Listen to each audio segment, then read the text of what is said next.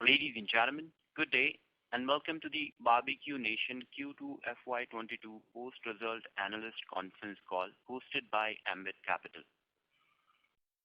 As a reminder, all participants' line will be in the listen-only mode, and there will be an opportunity for you to ask questions after the presentation concludes.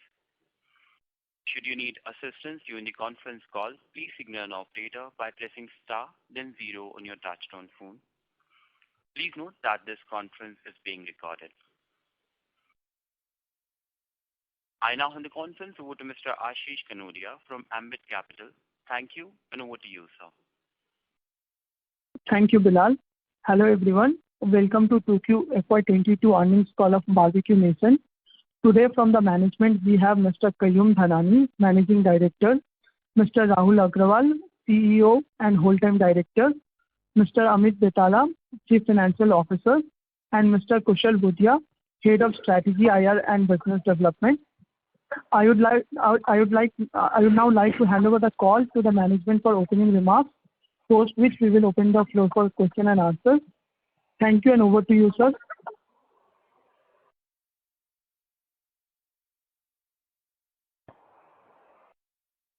Hello everyone, this is Qayyum Dhanani.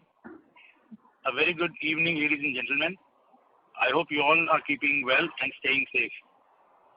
I take the pleasure in welcome you to Q2 FY22 conference call of Barbecue Nation. As you all know, the economy continues to open up and stringent restrictions are being gradually lifted, providing a relief in a year to medium term for dine-in establishments. In spite of partial opening of our outlets, we have seen considerable recovery in our dine-in business. Q2 restrictions on seating capacity and weekend curfews had, of course, some impact on the operating performance. However, our diversification strategy of initiating the delivery services continues to reap benefit. Our delivery business continues to be a strong contributor to our overall growth. During the first half of this financial year, our delivery business has grown at an annualized rate of 2.8x versus last year. We are experiencing a strong month-on-month growth in our core dine-in business. And happy to share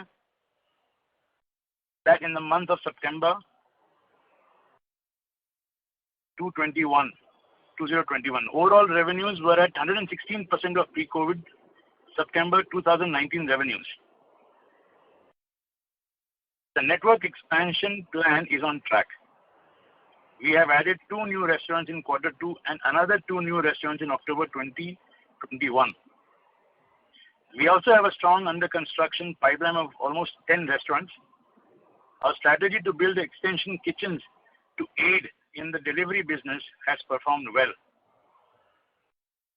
We have now opened 8 extension kitchens, further strengthening our new vertical.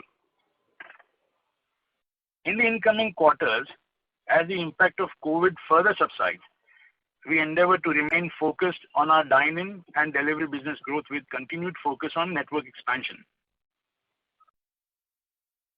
With this, I would like to hand it over to Mr. Rahul, who will take you through the performance of the company during this quarter. Thank you, everyone. Thank you, Qayyum. Good evening, everyone. I hope you and your loved ones are safe and healthy. With COVID cases receding and increasing number of vaccination in the country, the mobility has been gradually improving. There's also been a gradual easing of COVID-related restrictions, which augurs well for the growth of our dining business, and this has led to a strong recovery during the quarter. Our operating revenues were rupees 2.2 billion in Q2 FY22 compared to rupees 761 million in Q2 FY21, thereby registering a growth of close to 190% over the previous year. The operating revenues in Q2 were 105% of the revenues in pre-COVID comparable period of Q2 FY20. The business has seen month-on-month increase during the quarter, and we have exited the month of September 2021 at 116% of comparable pre-COVID month of September 2019. Going into the segmental revenue, our dine-in business grew at 183% versus the previous year. In Q2 FY22, the dine-in revenues were 83% of the dine-in revenues in pre-COVID comparable period of Q2 FY20. Similarly, again, if you look at the month of September, the dine-in business has almost recovered fully, with revenues at around 98% of the comparable pre-COVID month of September 19. This is the dine-in business I'm talking about. In addition to the strong performance in our dine-in business, our delivery business has also grown at 219% versus the previous year. While the sequential quarter-on-quarter growth in dine-in business was strong, our delivery business marginally got impacted as against the previous quarter due to industry-wide reopening of the dine-in segment. However, the delivery business continues to be significantly higher than the peaks achieved in quarter 4 of last financial year, which is just before the second wave. Also during the quarter, 76 restaurants, which is around 35% of our restaurant network, had both dine-in and delivery operational for the full quarter. In these restaurants, we have achieved average quarterly sales of rupees 1.63 crores per restaurant and delivered a strong restaurant operating margins of 21.1%. The remaining 55% restaurant network were partially operational for dine-in during the quarter, thereby impacting their average quarterly sales and margins. These restaurants have also achieved average quarterly sales of close to 1.05 crores per restaurant and delivered restaurant operating margin of close to 13%. The blended restaurant operating margin in quarter 2 was 17.5%. This restaurant operating margin that I'm mentioning is without the impact of Ind AS 116. By that I mean that the rental is booked as part of expenditure. Without adding the impact of Ind AS 116, the restaurant operating margin would be close to around 26-27%. As of today, we have 98% of the restaurants where both dine and delivery are operational, and this is expected to drive strong recovery going forward. Our reported EBITDA was close to 500 million in quarter 2 FY22 versus 75 million in quarter 2 FY21. The reported EBITDA margins were 22.6% in quarter 2 FY22 versus 9.8% in quarter 2 FY21. We continue to remain focused on investment in our digital platform covering reservations, delivery, loyalty, and the impact of this we are seeing. The share of business coming from our own digital platforms have increased from 21.2% in quarter 1 this year to around 27.3% as on quarter 2 FY22. On our expansion strategy, we have opened 6 new restaurants, as Kayum also mentioned, till date, and have another 10 restaurants under construction. And we have also launched 8 extension kitchens across 5 cities. With this, we'll open the floor for interactive Q&A session. Thank you. Thank you very much, sir. Ladies and gentlemen, we will now begin the question and answer session. Anyone who wishes to ask a question may press star and 1 on their touchtone telephone. If you wish to remove yourself from the question queue, you may please press star and 2. Participants are requested to use handset while asking a question. To ask a question, you may please press star and 1. Ladies and gentlemen, we will wait for a moment while the question queue assembles.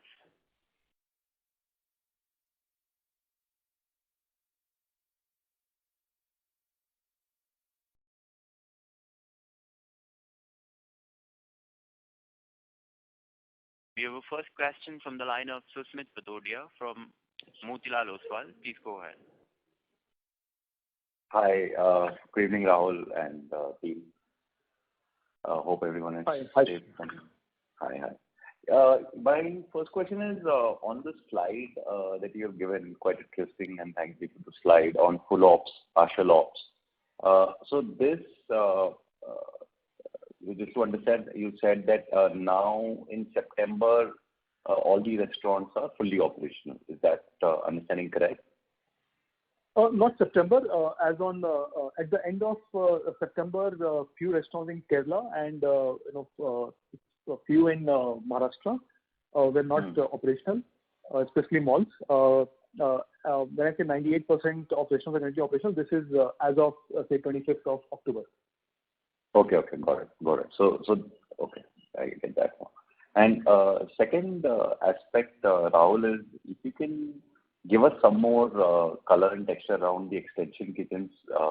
What is the difference in capex and which cities, and how are they progressing? So we have opened 8 till now. Out of this, metro markets would have 6, and 2 of them are in tier 1 markets. We are spending approximately 25 lakh rupees per extension kitchen. and currently we're doing average monthly sale of approximately 9 to 10 lakhs rupees. This is obviously the first 2 months that we've been operating it. We started this in the month of July end or so. So that's a broad number, and at these numbers we are broadly break even. So I think the way the extension strategy will work is we need to increase our distribution presence so that the delivery product is available to the consumer at a close proximity. And as these revenues go up, we'll also see good margins. I think we are happy with the initial response that we got on these outlets. So these are all dark kitchens, right? I mean, nobody knows that there is barbecue, correct? Yes, we can say that, but all of these actually are linked to one core Barbeque Nation outlet. So that's why we call it extension kitchen rather than dark kitchen, because the way the operating structure is defined in the system, be it from the employee side or be it from the production side, they are dependent on one existing operating Barbeque Nation restaurants. Okay, got it. They are not on the same premise, but they operate as extensions. Yes. Okay, got it. And my third question is, you have put an interesting line which says diversified menu options to provide multiple cuisines. So if you can just elaborate on that. Are you venturing into any other cuisines now?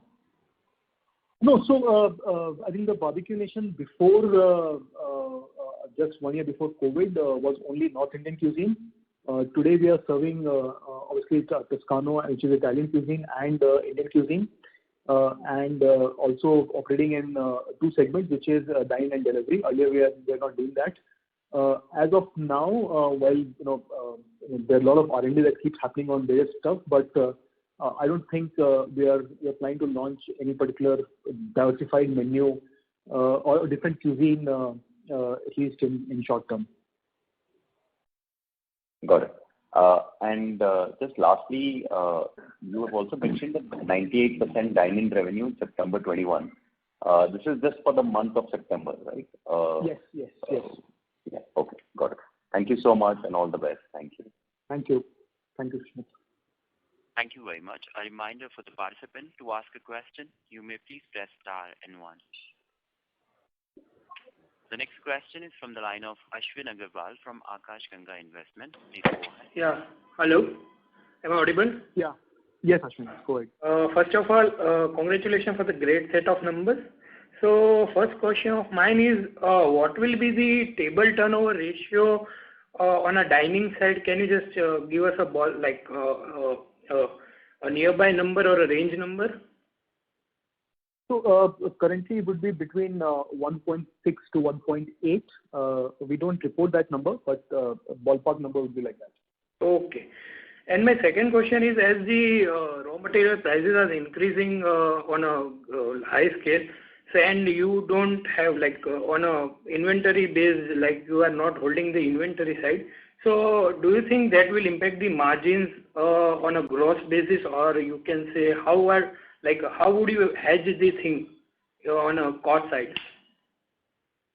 So this obviously is a challenging environment in terms of input cost, and that's a challenge. We are also experiencing some increase in our input cost, and we believe that the way the season is coming and the way as your dining business keeps going up, there may be some short-term impact on our gross margins.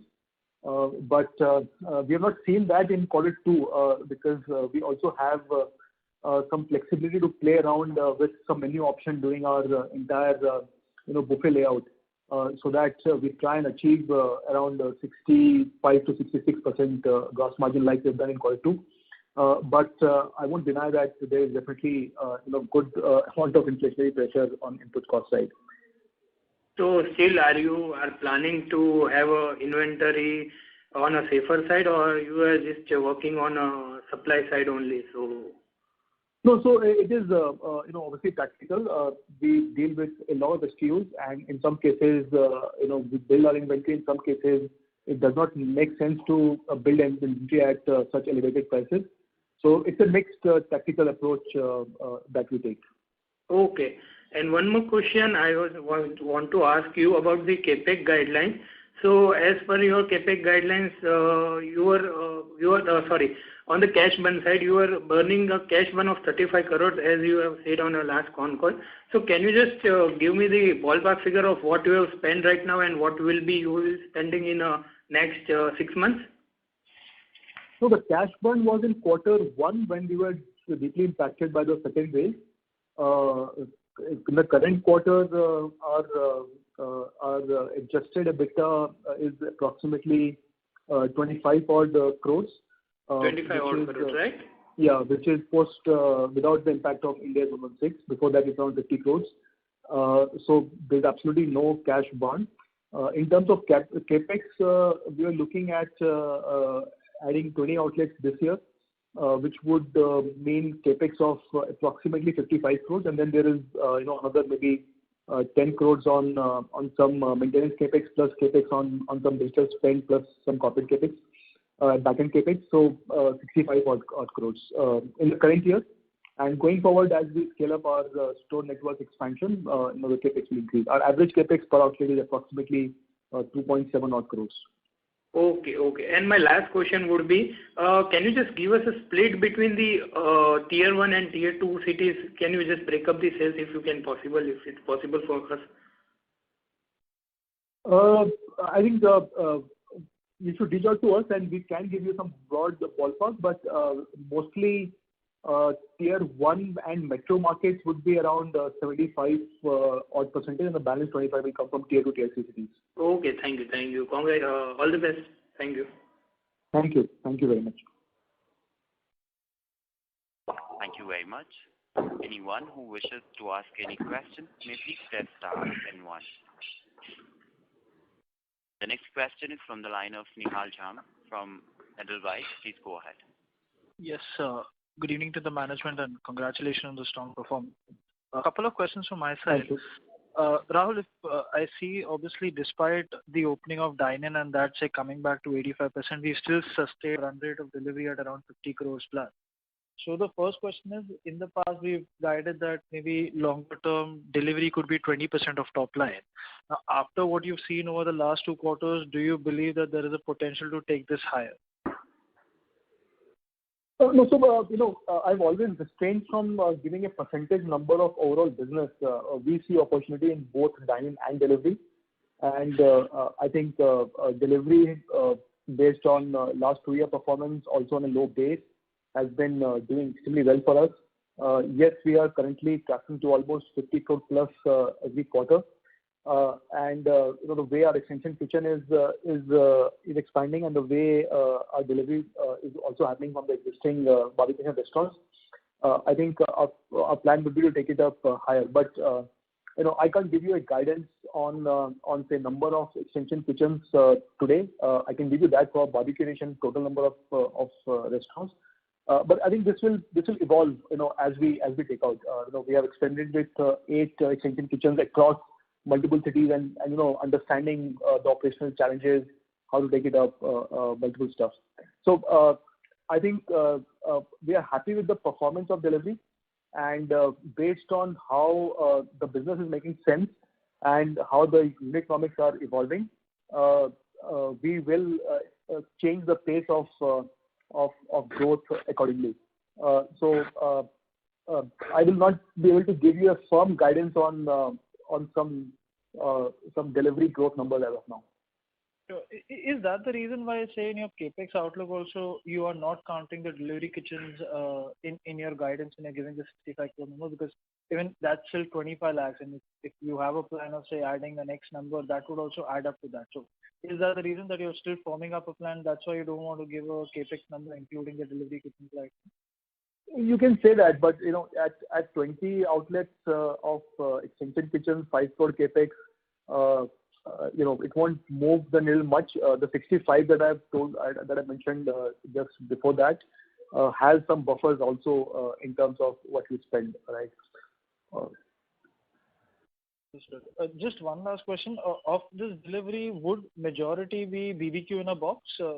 Possible to share the proportion break? Almost 2/3 is BBQ in a box. Help. Sure. My second question was that while we are giving a guidance in terms of store expansion, say for the core Barbeque Nation, in terms of Toscano, is there a thought of scaling that concept up also? Because it's mainly based out of Bangalore at this point in time, right? So thoughts of taking it to other cities, or it will still be in a wait and watch mode for the coming time? So when we give our store expansion guidance, this is consolidated that we talk about. So this year we have almost finalized 2. One is already under construction, and one more is almost finalized. And we might have one more that we can look at. So this year itself, we can add 3 more Toscanos. We have 10 right now. We are already present in 3 cities now: Bangalore, Pune, and Chennai. And depending on how the internal bandwidth is, we might think of adding one more city of Toscano. And if I may ask, ballpark, what is the revenue per store and capex per store that Toscano does? So capex is approximately 2.2 crores.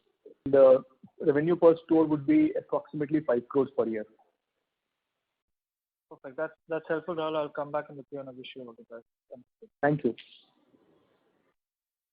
Thank you very much. The next question is from the line of Susmit Patodia from Motilal Oswal AMC. Please go ahead.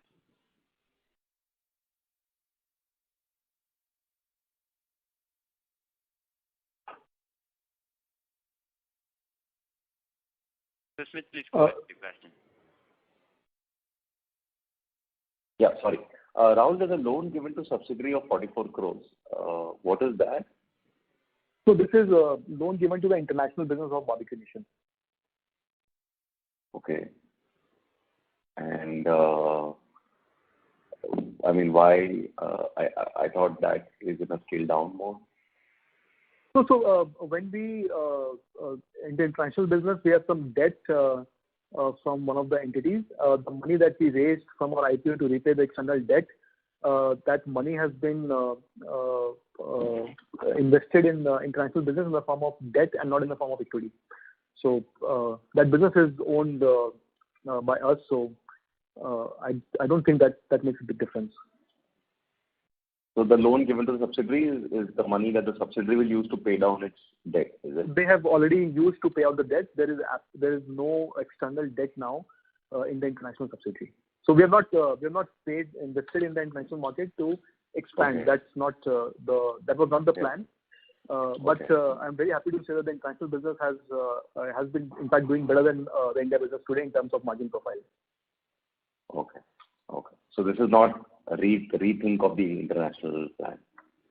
No. So the rethink of international brand is we have always maintained that first the business has to stabilize and then we will expand. I think the business is now stabilized. We have seen a consistent quarter-on-quarter performance over the last 4 to 5 quarters. And now we are in a position that whatever profits are generating in that market, we can reinvest the same profit in that market itself. We are not keen to further deploy capital from India to international markets. We are seeing a lot of opportunities in India itself today. Okay, got it. And the second question, Rahul, is the payment of lease of 31 crores in the cash flow. Is that the full rental or is there still some concession that the company is getting? So we have got some concessions even this quarter. That is in our other income in the reported financials. So whatever we have got and balance has been paid. Okay, so could you tell us?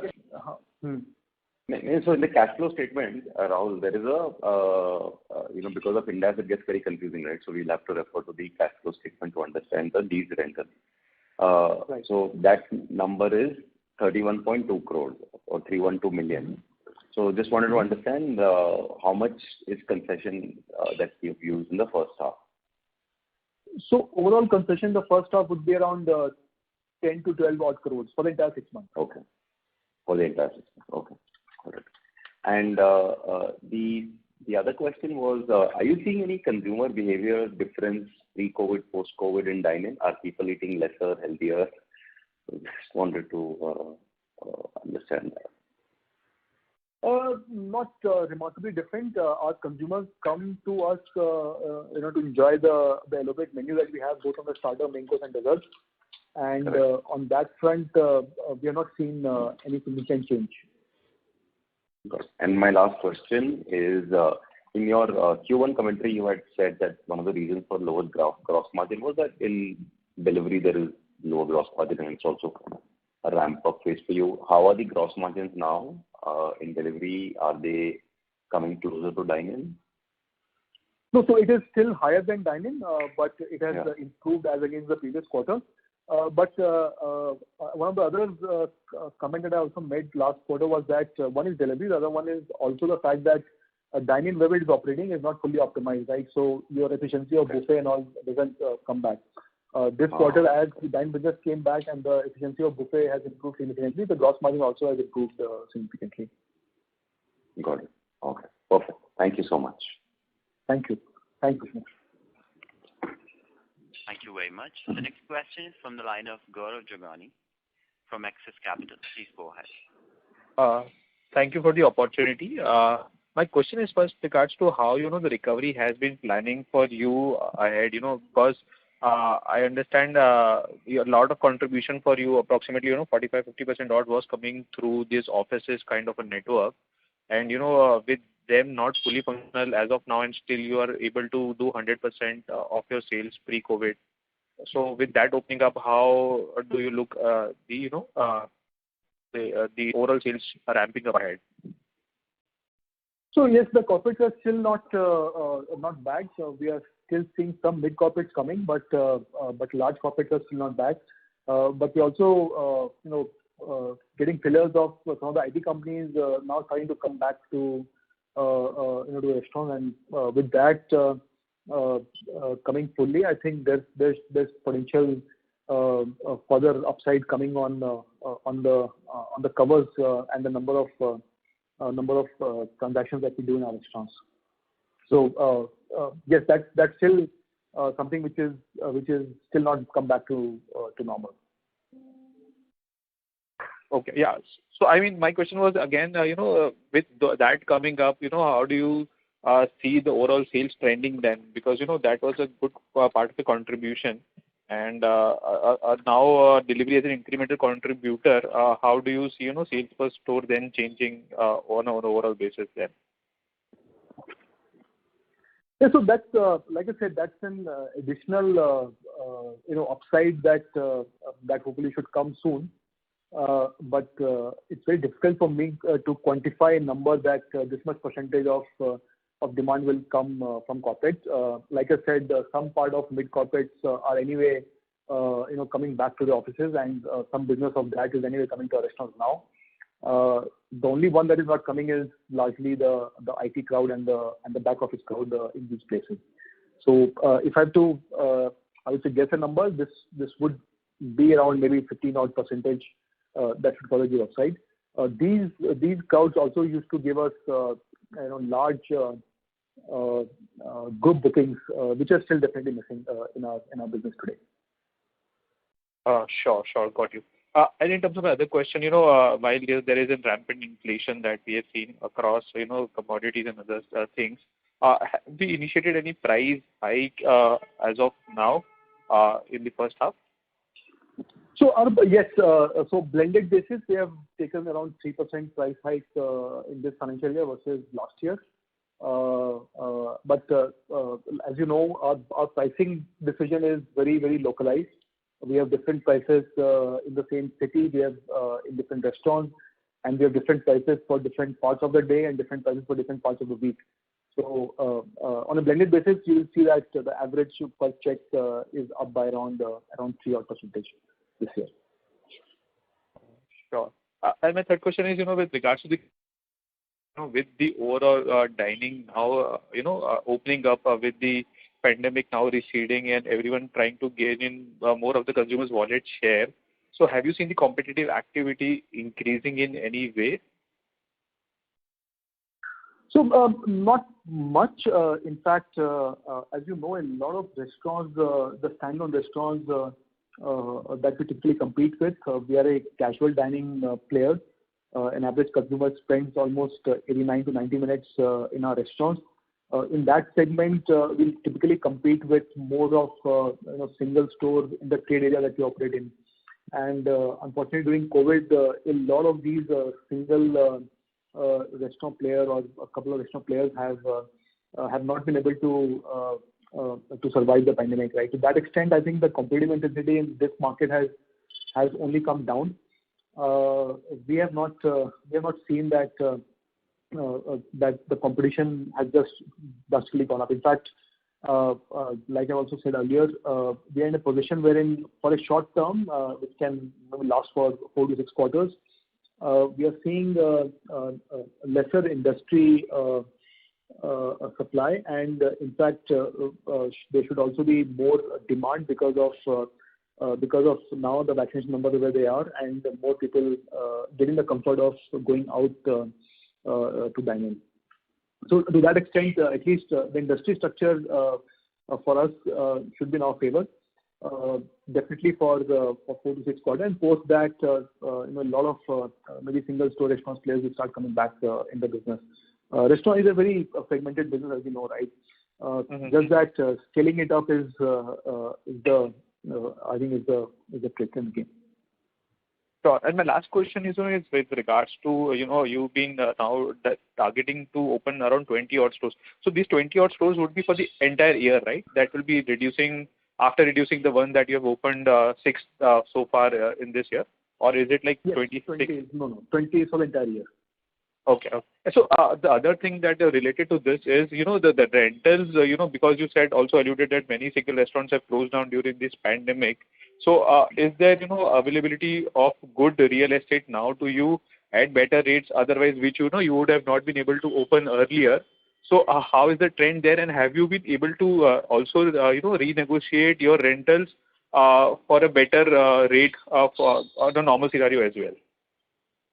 No, so not, we might have short-term waivers when we had shutdowns, but not structural change in our rental renegotiations. Our rental has always been among the best in the industry. Before COVID, our rent-to-revenue ratio was approximately 10%, which is among the best, right? So we did not need to do any significant change in our core existing rental structure.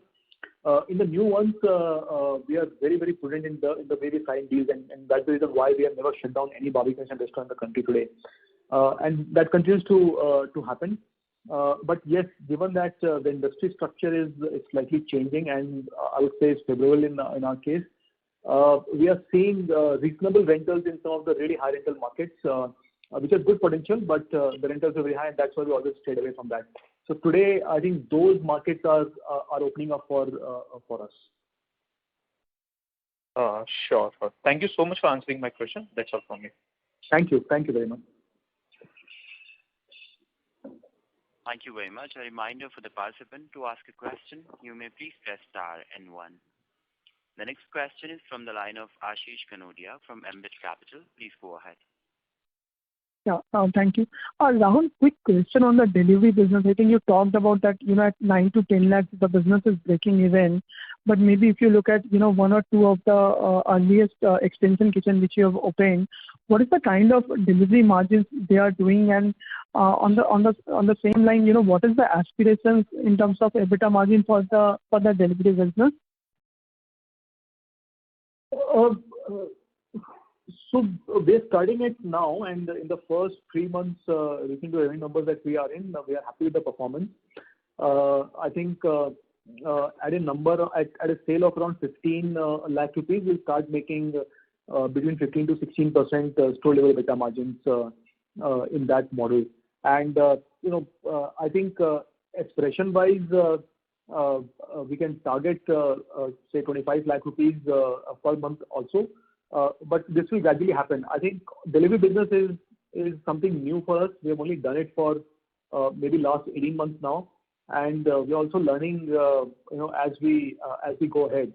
So I'm just being very, very cautious and careful in giving you any guidance on delivery.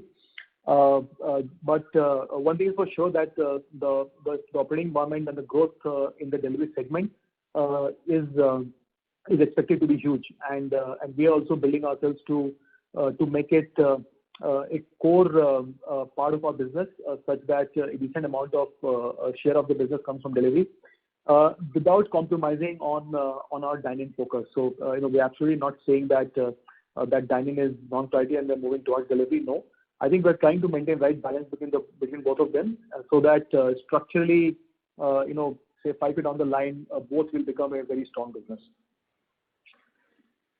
Got it. And then second question on a similar line is, when I look at, say, the, other expenses as a percentage of sales for 3Q and 4Q and compare it with the current quarter, it has gone up. So is it also because of, higher share of delivery coming, share of revenue from delivery during the current quarter versus 3Q and 4Q? Is that the correct way to think about other expenses? And if that is the case, then as dine-in continues to recover and delivery, as a percentage of sales goes down, your other expenses should also taper off from the current level? Yes. So as delivery goes up, there is 2 additional delivery line items, which is not in our dine-in line item. One is packaging cost, and the other is aggregator commissions. So these 2 add up in your other operating expenditure. So if you compare our business this quarter versus, say, quarter 4 of last year, wherein we did pretty much similar revenues, down by almost only 6 crores. But since the nature of business, the delivery business is almost higher by 25 crores or so, these 2 line items have led to slightly higher other operating expenditure and slightly lower EBITDA. Sure. And just last question is on the Toscano, that there was a closure of Toscano restaurant during the quarter. So what led to that? Is it again more of a rental-led closure, or is there any other reason for which the store was closed? So unfortunately, that mall was going into some changes, and that store for us was not bleeding money, was also not significantly adding money. And there were some negotiations going on, based on which we just decided to move out of that place. Sure, this is very helpful. But that Thank you so much. So that doesn't impact our profitability on Toscano at all. That was almost a break-even sort of model. Sure. Got it all. Thank you so much. Thank you. Thank you very much. The next question is from the line of Manish Poddar from Nippon India. Please go ahead. Yeah. Hi, Rahul and team. So, congrats on the good results. So, primarily 3 questions. First one is on this Smiles program. How much is now the contribution of sales through this program? So, approximately 13% of our transactions have got this Smiles redemption happening. And this is versus the 10% which you were at the beginning of the year? Yes. Okay. And would you also help me with data point? Let's say, at EBITDA level during this quarter, how would the numbers stack up for Toscano and the international business? So both are, Toscano is broadly around 15% EBITDA margin, and international business is around 17% EBITDA margin. Okay. And just one last one. So this dark kitchen or extended kitchen strategy which you're using it only for Barbeque Nation and not wanting to explore Barbeque Nation in India and not wanting to explore this in, let's say, Toscano or let's say Barbeque Nation in international format? So not in international format, but we are looking at one for Toscano also. So have you already, let's say, test launched it, or is it still in discussion stage? Still under discussion stage. But I think by end of the year, we should definitely have 1 or 2 of them. Okay. And just one last one, sorry. So let's say at gross margin level, when you're running a cloud kitchen, are the gross margins better than the restaurant margin, given probably wastages would be relatively lower? No, gross margin is slightly higher for us for delivery versus dine-in. In dine-in, we have a large spread, and that gets distributed. In delivery, we have to send a fixed quantity of food, which has a particular cost. Whereas in dining, different person who come consume different amount of food. So on average, it helps us to reduce our food cost there. Further, apart from gross margin, there are two other variable costs that come up in delivery, which is your packaging cost and your aggregator commission, which is not there in your dining business. So the contribution margin for delivery is lower than dining. So where I'm not able to understand is, let's say if I compare it to couple of cloud kitchen companies which are large in size, they largely at 10 lakh rupees, let's say 30,000 of sales per day, they generally are having decent margins, and let's say more similar to what your company average is, taking into account both the channel commission and other overheads which are there in the line items. Why are you saying that you need to move up your sales on a monthly basis from, let's say, 10 lakh to 15 lakh, then only you make substantial money up here? So, it's difficult to compare with other players, but my guess is that some of the other companies that you might be referring to would have lower food cost versus our food cost. Our product is different, and maybe some packaging cost. Our product largely is barbecue in box, which has got good packaging cost, and also our product has got significantly high value for money equation for our customers, which means that our food cost is also currently higher. I think both of these areas have also potential to further improve, which we are also working on. But as of today, the priority is not to jump on making money. The priority is to ensure that you set a right benchmark for you in terms of the product offering to the customer, and then scaling it up is something that we've done in the past, and I think we can do comfortably. It's not because of scale. That is what I'm hearing from you. No, it's not because of scale. It is because of a higher food cost and the higher value product that we provide to our guests. Got it. Thanks and all the best. Thank you. Thanks a lot. Thank you very much. The next question is from the line of Sameer Gupta from IIFL. Please go ahead. So just one clarification on the capex. You have done 30 crores of capex till now and put up only 6 stores. So for 20 stores in total, 65 crores, how will that be enough? No, sorry, Amit, can you take that? I don't think that makes sense. I think we must be missing something. Amit, are you there? Yeah. Yes. So that won't be a 30 crores of capex. So if you're looking at 30 crores in the cash flow item, then that would be a clearance of the past dues as well. Okay. Understood. So 65 crores will cover 20 stores, and how many extension kitchens for the full year? So, as I said, we have not considered that. Our extension kitchen is approximately 25 lakh rupees. 20 stores will do maybe around 55 crores of capex, and maybe another 10 crores for some maintenance capex plus some expenditure on the back end and digital assets, and maybe 2-3 crores for extension kitchen. So the 65 crores is not considering right now extension kitchen. Right. Secondly, this 100 crore preferential you did to keep some buffer because of COVID second wave. Now, COVID second wave has been short-lived and you really haven't had to use that buffer much. So could you just give some idea with this 100 crore or 90 crore or whatever is there with you extra, what do you plan to do with it? Would you be accelerating your store openings, or is there any other way that you would like to use that money? No, so right now that is lying in our balance sheet.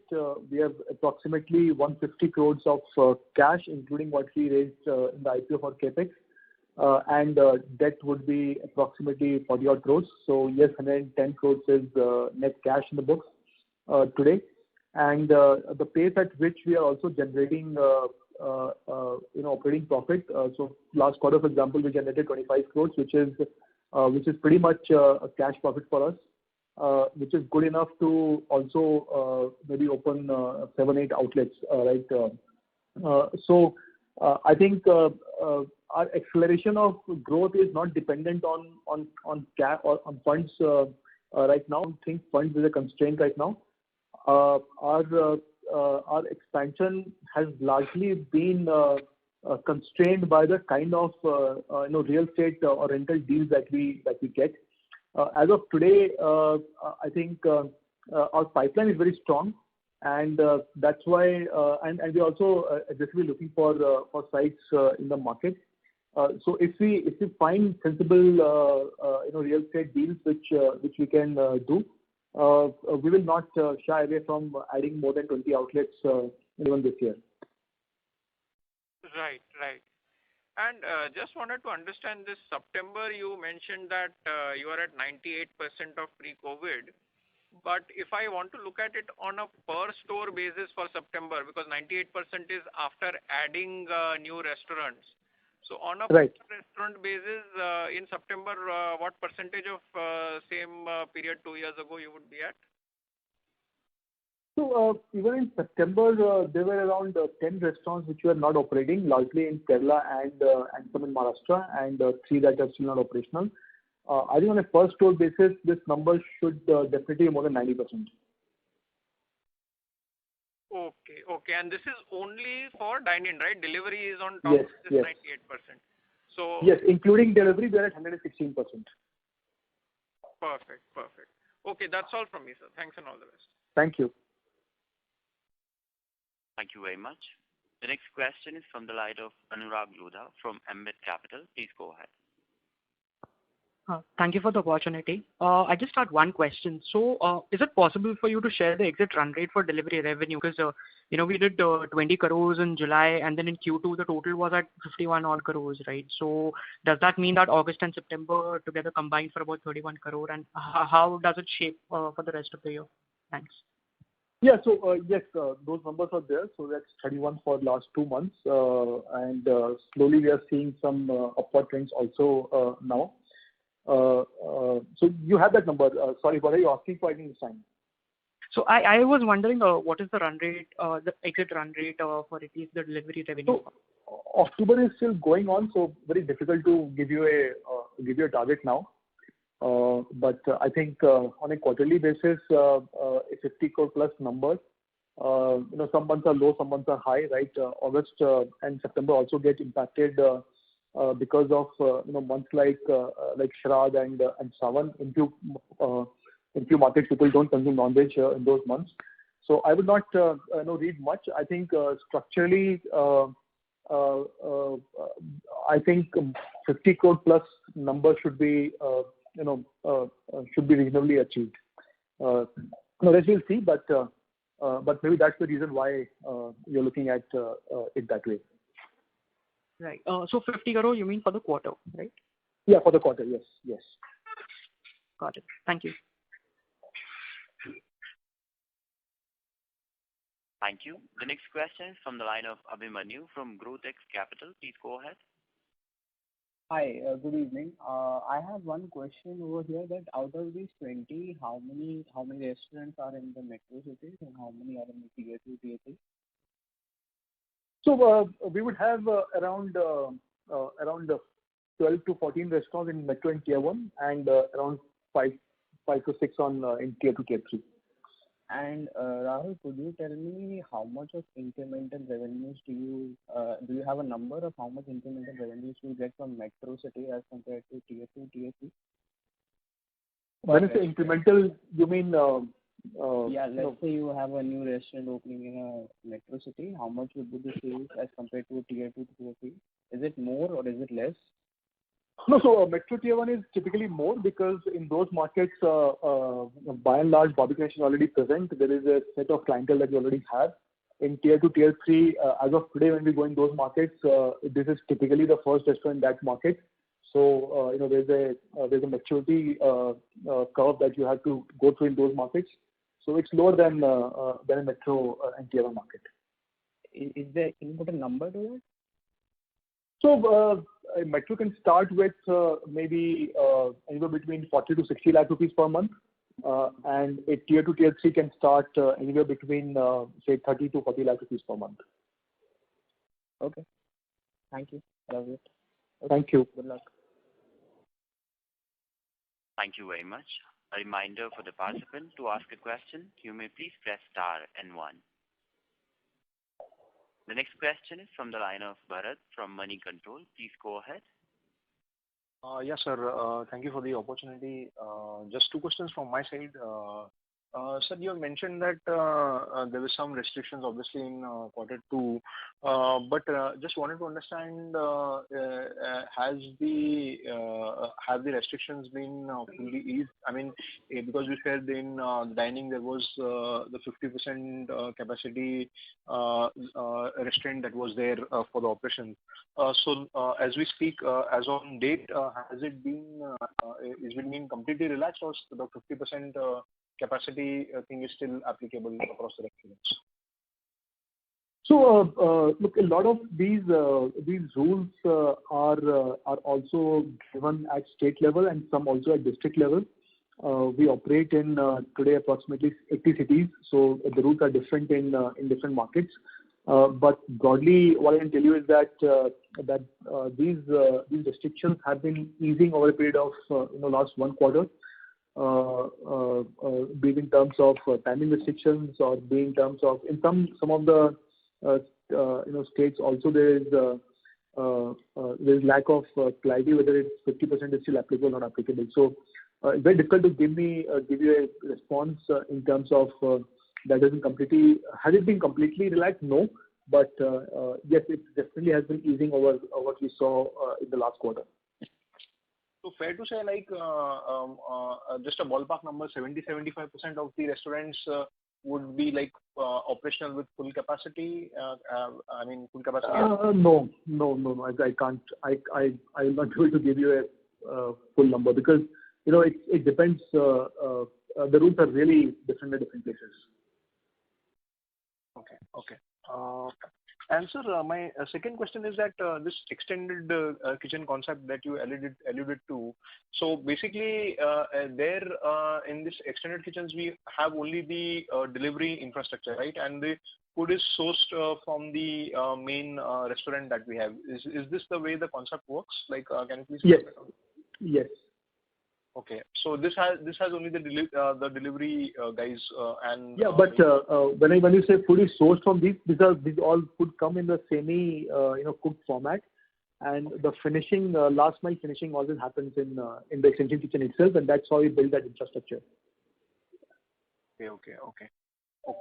So last mile finishing. So in semi cooked food comes from the existing Barbeque Nation restaurant, yeah. Okay. Got it, sir. Thanks a lot, sir. Thank you. Thanks, Bharat. Thank you very much. Anyone who wishes to ask any question may please press star and one. The next question is from the line of Ashish Kanodia from Ambit Capital. Please go ahead. Rahul, just on the store expansion, I think 20 is what we are looking at for FY22. Any sense on what kind of a store you are looking for FY23? Yeah, so I think we should be able to do around between 35 to 40 stores in 23. But I think with a long-term perspective, I think by March of 25, we would target to take our network to around 300 outlets. And this will be your overall store count, right, including Toscano International? Yes. We only give consolidated numbers. So this includes all three. So the why we do that is because it all depends on the kind of rental deals that you get, right? So if you get right rental deals for Toscano, we'll do that. If you get the right return on our capital in international market, we'll do that. Now if we get right return on Indian market, then we'll do that. So this is all inclusive, consolidated at the company level. Sure. And then, just on the extension kitchen now, Barbeque Nation has a lot of focus on the case service index, right?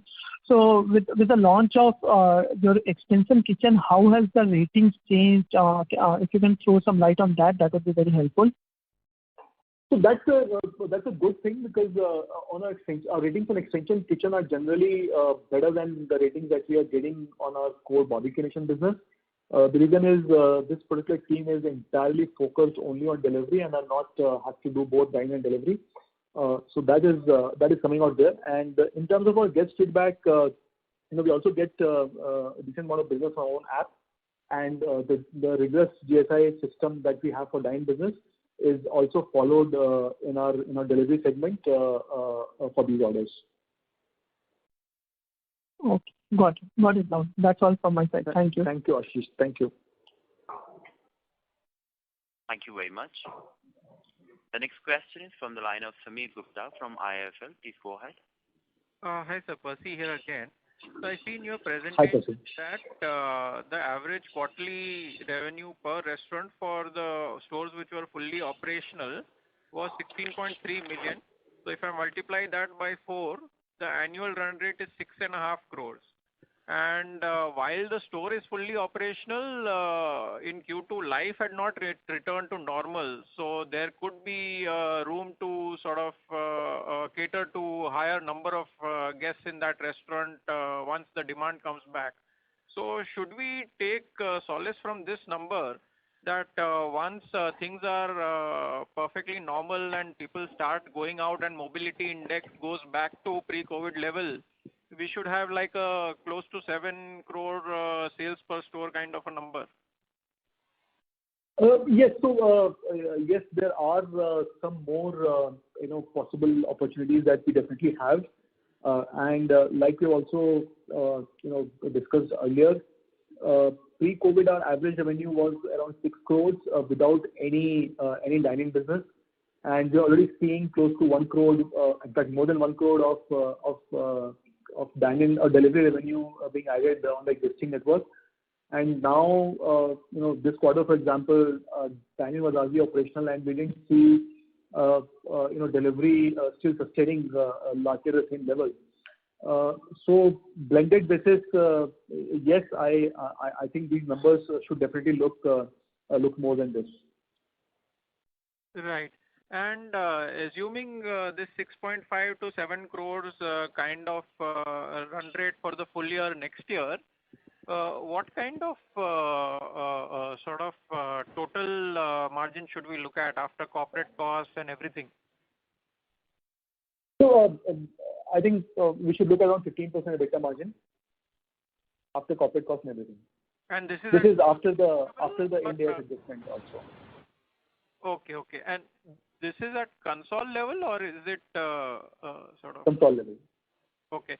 So 15% is adjusted for Ind AS, right? So pre-Ind AS accounting standard. Yeah, like as per in GAAP, IGAP. Yeah, as per the old accounting standard. Understood. Yes. Understood. And other thing I just wanted to ask you is in terms of delivery, while this year you are definitely tracking higher than your guidance of I think 155 crores, you will easily achieve and actually exceed that. How do we see a ramp up of this delivery over the next 2-3 years? So should we just, after whatever number you achieve this year, let's say 180 crore, 200 crore, whatever that number will be, should we then just grow it in line with the number of store additions, or is there something more that we have to do? So, on delivery, yes, the growth rates have been very good over the last 2 years, and like we have always mentioned, our core is dine-in, and we are working on building another vehicle for ourselves, which is delivery, which we see as a strong potential segment and category, and we aspire to become one of the prominent players in the Indian cuisine delivery segment, right? And that's what we're working for. I think the market there is huge, and even though we are looking like tracking almost 200 crores per annum segment, I think the market is much larger, right? What we are only saying is that our focus on dine-in will continue as we have done in the past, and it's easy to give you a prediction on that. On delivery, this business is very young. Our focus on that has been 4 to 6 quarters old, and every passing quarter and months, we are improving on our delivery business, and we are exploring new things there. So I would not give any guidance on that right now. But given the market potential and given that the focus and the bandwidth that we're spending on this segment, we should, the delivery segment should grow more than our dining segment. Right. Understood. Secondly, any concerns you have on the inflationary environment, and do you have the pricing power to sort of offset that and get to that 15% kind of EBITDA margin that we talked about despite the inflation? So one is, yes, there are concerns on inflation. It is across the board, and we also have that. We have taken some tactical measures to ensure that we don't lose on our gross margins. But there's something which is hitting us on a daily basis currently, and we are working towards that. While we have a decent amount of pricing power, you know that historically over the last 5 years, our average price increase has not been more than 3 to 4%, and we don't want to go beyond that. I think this brand has to remain value for money for our guests, and that's what we are very focused on. In terms of 15% EBITDA margin, I think the business is already at around 21% store level margin, and you'll see that in the full ops also in quarter 2. And our corporate expenditure will anyway on a larger base of revenue as a percentage coming down. So blended 15, I think, should not be a challenge. Okay, sir. That's all from me. Thanks for all this. Thank you, Percy. Thank you very much. That was the last question for today. I would now like to hand the conference over to the management for closing comments. Thank you everyone for your participation, and we wish you a very happy weekend. Thank you very much. Thank you, and wish you all a very happy Diwali too. Thank you. Thank you very much. Participant on behalf of Ambit Capital, that concludes this conference call. Thank you for joining us, and you may now disconnect your line.